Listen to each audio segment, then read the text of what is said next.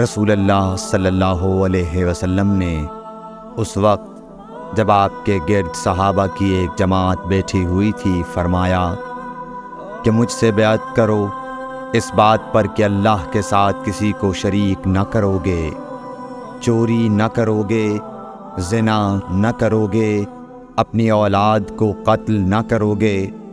اور ناعمدن کسی پر کوئی ناحق بہتان باندھو گے، اور کسی بھی اچھی بات میں اللہ کی نافرمانی نہ کرو گے۔ جو کوئی تم میں اس عہد کو پورا کرے گا تو اس کا ثواب اللہ کے ذمے ہے، اور جو کوئی ان بری باتوں میں سے کسی کا ارتکاب کرے اور اسے دنیا میں اسلامی قانون کے تحت سزا دے دی گئی تو یہ سزا اس کے گناہوں کے لیے بدلہ ہو جائے گی، اور جو کوئی ان میں سے کسی بات میں مبتلا ہو گیا اور اللہ نے اس کے گناہ کو چھپا لیا تو پھر اس کا معاملہ اللہ کے حوالے ہے، اگر چاہے معاف کرے اور اگر چاہے سزا دے دے۔ عبادہ کہتے ہیں کہ پھر ہم سب نے ان سب باتوں پر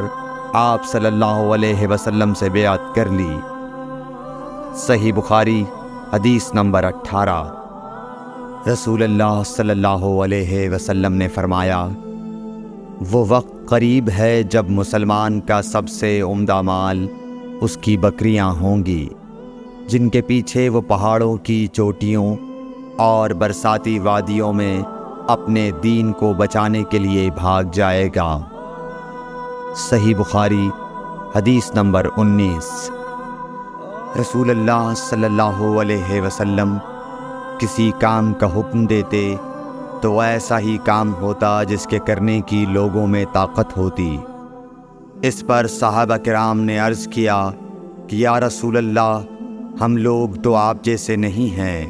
آپ تو معصوم ہیں اور آپ کی اللہ پاک نے اگلی پچھلی سب لغزشیں معاف فرما دی ہیں، اس لیے ہمیں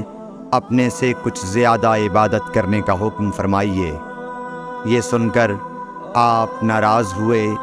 حتیٰ کہ خفگی آپ کے چہرہ مبارک سے ظاہر ہونے لگی۔ پھر فرمایا کہ بے شک میں تم سب سے زیادہ اللہ سے ڈرتا ہوں اور تم سب سے زیادہ اسے جانتا ہوں، پس تم مجھ سے بڑھ کر عبادت نہیں کر سکتے۔ صحیح بخاری حدیث نمبر 20۔